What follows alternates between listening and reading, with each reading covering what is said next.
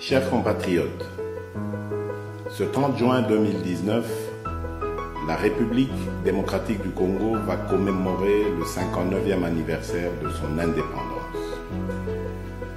Dans des circonstances normales, nous nous serions réjouis, tous ensemble, en évoquant notamment les hauts faits des hommes et des femmes qui se sont sacrifiés pour que notre pays puisse accéder à la souveraineté nationale et internationale.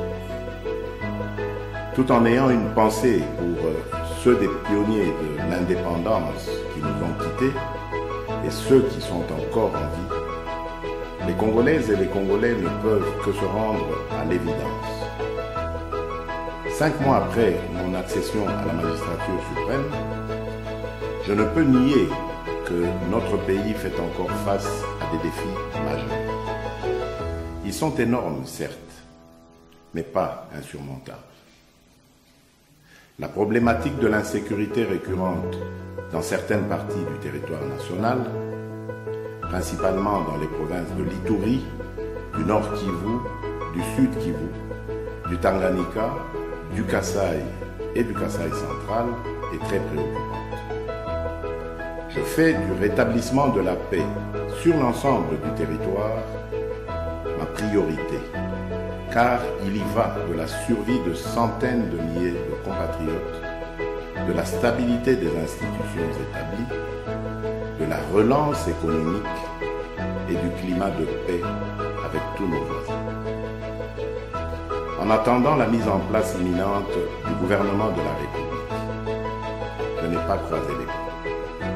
Après la passation de pouvoir, je me suis rendu à Lubumbashi pour prendre des mesures à même d'endiguer le banditisme qui faisait rage dans cette ville et mettre fin aux tracasseries existant au poste frontalier.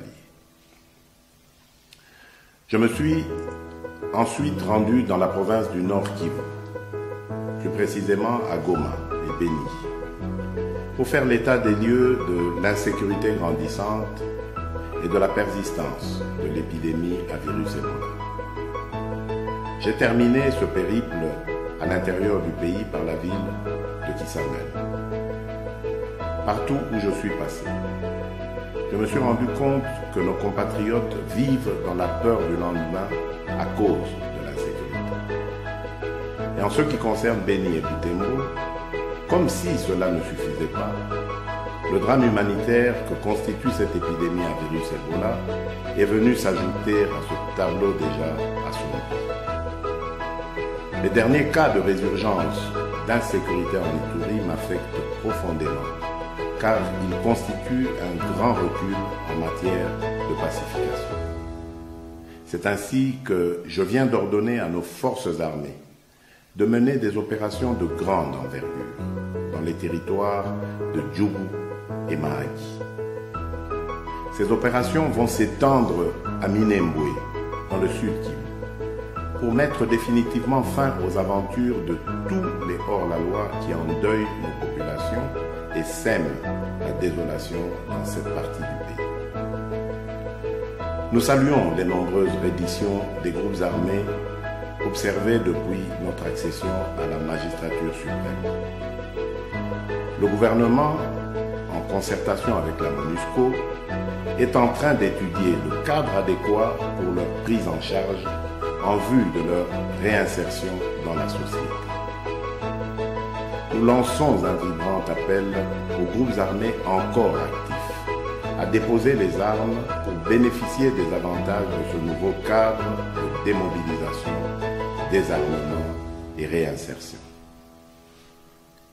L'insécurité est aussi et surtout le fait des groupes armés étrangers. Un plan de leur éradication totale est en train d'être discuté avec la MONUSCO et les pays voisins concernés. Chers compatriotes, en signe de solidarité avec nos compatriotes de Beni, Bunia, Mahagi, Djougou, Butembo, des villes environnantes et des autres contrées du pays touchées par l'insécurité, j'ai décidé de commémorer ce 30 juin dans la province de l'Ituri. Ma présence dans cette province s'explique par un souci de compassion envers des milliers de familles congolaises endeuillées. Chers compatriotes, mon propos d'aujourd'hui ne constitue pas un bilan à mi-parcours du chef de l'État. Cependant, il est de bon ton, après 5 mois à la tête du pays, que je vous dise ce qui revient à l'actif de mon administration. S'agissant du social, j'ai entrepris, dans le domaine de la santé, de mettre en œuvre des mesures qui produiront des effets bénéfiques à l'ensemble de la population à court terme. Ces mesures sont mises en place de manière progressive. Il en est ainsi de la gratuité des soins de santé au profit de nos hommes de troupe, ce qui constitue un prélude à la couverture maladie universelle que j'ai annoncée et à laquelle plusieurs partenaires extérieurs ont adhéré, promettant leur accompagnement. Pour renforcer la lutte contre le virus Ebola, j'ai créé un comité de coordination national placé directement sous la tutelle de la présidence qui réunit, outre le ministère de la Santé, des experts congolais dont la renommée en la matière est reconnue au-delà de nos frontières. Je ne ménagerai aucun effort pour enrayer ce fléau. C'est pourquoi, aux actions du gouvernement, j'ai décidé d'associer les leaders politiques locaux et ceux de la société civile, car ce combat nous concerne tous. La problématique de l'eau et de l'électricité à Kinshasa et dans l'arrière-pays se doit d'être définitivement résolue. À Kinshasa, la capitale, certains travaux d'aménagement de modules de traitement d'eau sont à terme et d'autres en cours de finition. C'est le cas, pour ne citer que ces exemples, de la station de Lemba Imbo, tout comme la reprise en alimentation d'eau au camp militaire de Kitona, dans la province du Congo central, après plusieurs décennies de pénurie.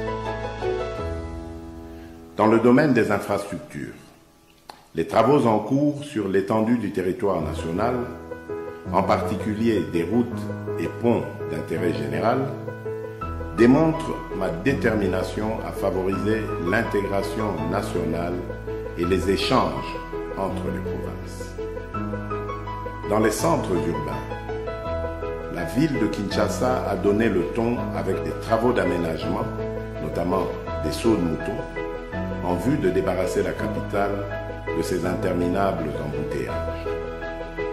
En ce qui concerne la réhabilitation des routes, plusieurs ouvrages sont en voie d'être achevés à Kinshasa et dans les provinces, comme j'ai pu m'en rendre compte personnellement lors de ma visite dans la Chopo, où j'ai inauguré 2 ponts d'intérêt national. Des travaux de grande envergure ont été confiés à l'Office des routes dans toutes les 26 provinces et à l'Office des voiries et drainages en ce qui concerne Kinshasa et les principales villes du pays. S'agissant des travaux en province, ils concernent la réhabilitation et la réouverture des routes d'intérêt général, mais aussi la remise en état des ouvrages de franchissement, c'est-à-dire des ponts et des bacs. Nous construisons ces routes et ces ouvrages de franchissement pour une meilleure circulation des biens et des personnes sur l'ensemble du territoire national, ce qui va induire une véritable intégration nationale sur le plan économique. Les produits vivriers seront ainsi facilement acheminés des milieux ruraux où ils sont produits vers les grands centres urbains. Les échanges entre les différentes provinces, selon leurs spécificités et spécialités, vont entraîner l'embellie de notre économie aujourd'hui fortement extravertie. Mon objectif à terme est d'assurer l'autosuffisance alimentaire à toutes les Congolaises et à tous les Congolais. Il est en effet incompréhensible que la République démocratique du Congo, dotée d'innombrables ressources naturelles telles que des terres arables, des fleuves et des rivières poissonneux, des pâturages, puisse importer la quasi-totalité des biens de première nécessité. Le même élan sera poursuivi pour certaines mesures préconisées concernant notamment la baisse des prix des denrées alimentaires. Pour ce qui est des volets politiques et des droits de l'homme, je me réjouis avec l'ensemble des Congolais que notre pays ait connu sa première alternance pacifique et historique à l'issue des élections du 30 décembre 2018. Le mérite revient en premier lieu au peuple congolais qui est allé accomplir son devoir civique dans la paix. Ensuite, l'attitude affichée par mon prédécesseur à propos de l'alternance pacifique a été très déterminante pour le maintien de la paix et de la stabilité dans notre pays. Enfin, le rôle joué par les acteurs nationaux et internationaux impliqués dans le processus électoral a été tout aussi primordial. Concernant les libertés publiques, je ne vous cacherai pas ma satisfaction d'avoir permis la concrétisation de la décrispation politique telle que stipulée dans l'accord de la Saint-Sylvestre. Les exilés politiques sont de retour. Les réunions et manifestations politiques se tiennent sans aucune entrave. Je tiens à vous rassurer sur ce chapitre que les choses iront de mieux en mieux et dans le strict respect des lois de la République et de l'établissement d'un État de droit. Nous n'avons plus de cachots privés dans notre pays. Nos pénitenciers se vident de leurs prisonniers politiques et d'opinion. Plus de 700 prisonniers ont pu être relaxés, comme vous avez pu vous en rendre compte avec la libération, notamment, de certains cas dits emblématiques. Et pour respecter les standards dans le milieu carcéral, j'ai décidé de l'assainissement des prisons qui sont devenues de véritables mouroirs et de l'augmentation de leur capacité d'accueil. C'est dans ce cadre que les travaux entamés au niveau du centre pénitentiaire de rééducation de Kinshasa, communément appelé prison de Nakala, constituent la première étape. Si toutes les manifestations publiques qui se sont tenues jusqu'à ce jour n'ont connu aucun mort, aucune arrestation dans les rangs des manifestants, il est cependant déplorable de constater que ce sont des éléments de la police nationale qui se retrouvent agressés ou grièvement blessés. C'est le cas de la dernière manifestation organisée le 23 juin dernier à Kinshasa. Je me suis personnellement rendu au chevet des victimes d'actes de vandalisme commis par des inciviques, des manifestants mal encadrés qui n'ont pas hésité à s'attaquer aux ouvrages publics, aux paisibles citoyens et à leurs biens. Ceci doit prendre fin et la loi doit s'appliquer dans toute sa rigueur, car je refuse que certains leaders mal intentionnés puissent confondre démocratie et anarchie. Pour renforcer la protection des droits humains, j'ai créé récemment un organisme chargé de lutter contre la traite de l'être humain.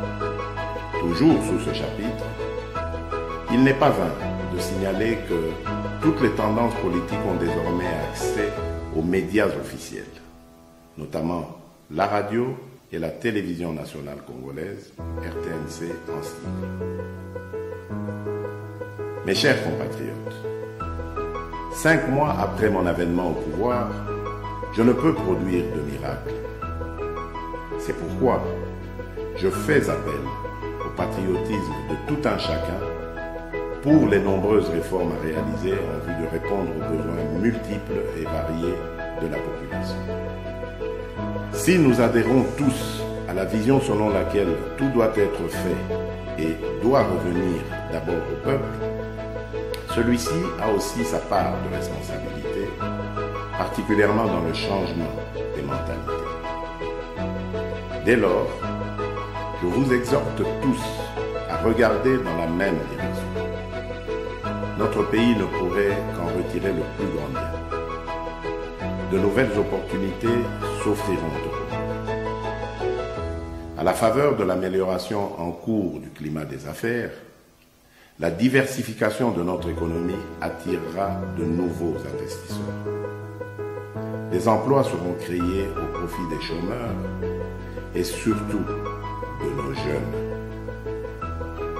Chers compatriotes, enfin, s'agissant de la diplomatie et de la coopération régionale, dès ma prise de fonction, j'ai procédé à la réouverture de la maison Schengen pour normaliser nos relations avec l'Union européenne, qui est un partenaire traditionnel de notre pays.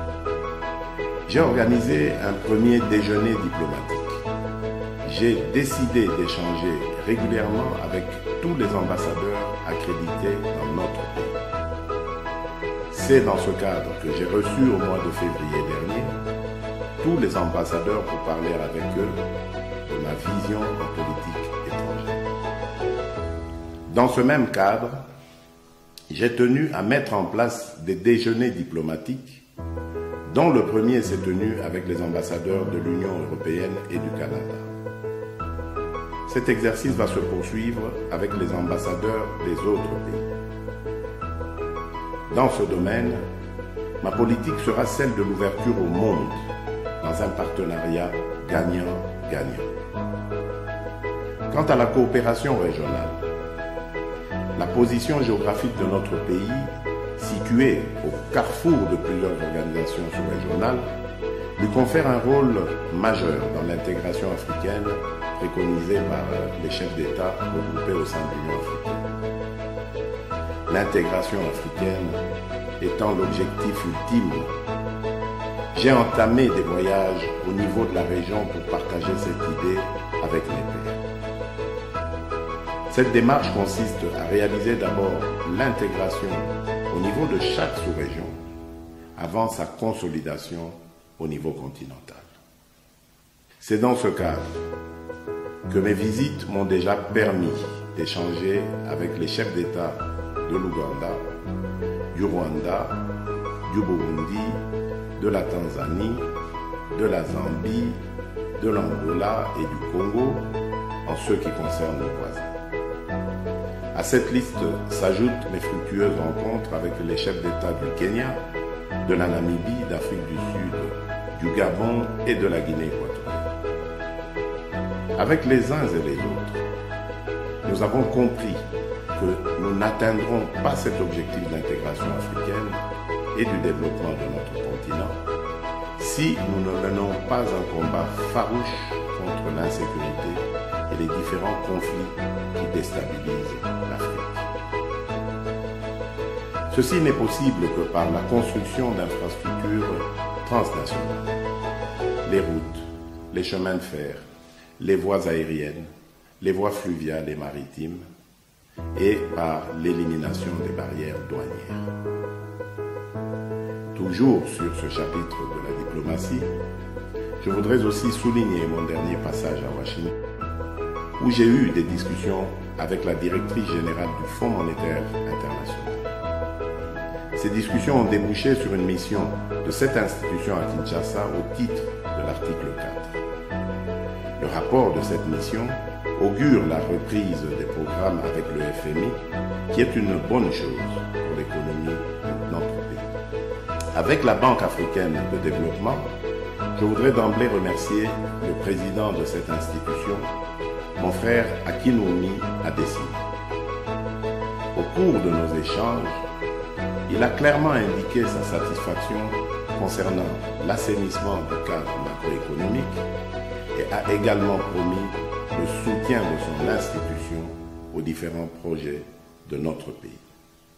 Je voudrais aussi dire qu'au niveau de la Banque mondiale, je viens de recevoir à Lubumbashi le vice-président de cette institution financière internationale, avec qui nous avons partagé des vues communes sur la reprise de leur programme en République démocratique du Congo. Chers compatriotes, après avoir dressé ce constat à mi-parcours dans les domaines étayés, je vous annonce ma détermination à engager le gouvernement à répondre aux attentes de la population par des réformes nécessaires au développement de notre pays. Ainsi, la promotion des droits de la femme est un critère qui rentre en compte pour ce faire. C'est pourquoi je demanderai au Parlement de réfléchir sur un système de quotas, aussi bien dans les assemblées électives que dans l'administration, à réserver d'emblée aux femmes afin de renforcer leur participation active dans la société. De la même manière, je prendrai des mesures pour lutter contre le chômage des jeunes. Des mesures incitatives seront prises en faveur des entreprises qui vont employer des jeunes. Un fonds de garantie sera créé pour leur permettre d'accéder au crédit bancaire tout en bénéficiant d'un accompagnement dans la gestion de leurs projets. J'envisage également une profonde restructuration du service national et le renforcement du rôle de l'INPP, l'Institut national de préparation professionnelle, pour prendre en charge les jeunes désœuvrés et favoriser leur réinsertion dans la société. Chers compatriotes, la lutte contre la corruption et pour la bonne administration de la justice sont des gages de bonne gouvernance. Sans une justice équitable, il est inutile de parler d'état de droit. La justice élève une nation, dit-on. Cette parole biblique doit nous inspirer dans notre quête d'une justice plus juste qui serait rendue par des juges intègres. Je prends l'engagement et réitère en tant que magistrat suprême mon vœu de nommer des hommes et des femmes intègres afin qu'ils redorent le blason terni de notre justice. Une autre grande réforme devra viser le système électoral dans la mesure où celui qui est en vigueur a montré ses limites, plus précisément en ce qui concerne le mode de désignation des sénateurs et des gouverneurs. Chers compatriotes, au moment où nous déplorons l'insécurité dans les 6 provinces précitées, voilà qu'un autre drame vient durement assombrir cette journée anniversaire de l'indépendance avec l'effondrement d'une mine à Kolwezi qui a causé plusieurs victimes parmi nos concitoyens. Après avoir ordonné une assistance aux familles éplorées, je leur présente mes condoléances les plus attristées. Par ailleurs, je viens de diligenter à cet effet une enquête pour établir les responsabilités dans ce drame. Chers compatriotes, ce 30 juin est le premier que je célèbre avec vous en tant que chef de l'État. Je l'ai voulu moins fastueux et plus dans la méditation et la prière, ce qui nous permet à tous de faire l'état des lieux afin de mieux nous projeter dans l'avenir. Un avenir que je veux radieux et prospère pour tous les Congolais. Que vive la République démocratique du Congo, que Dieu bénisse notre pays et son peuple. Je vous remercie.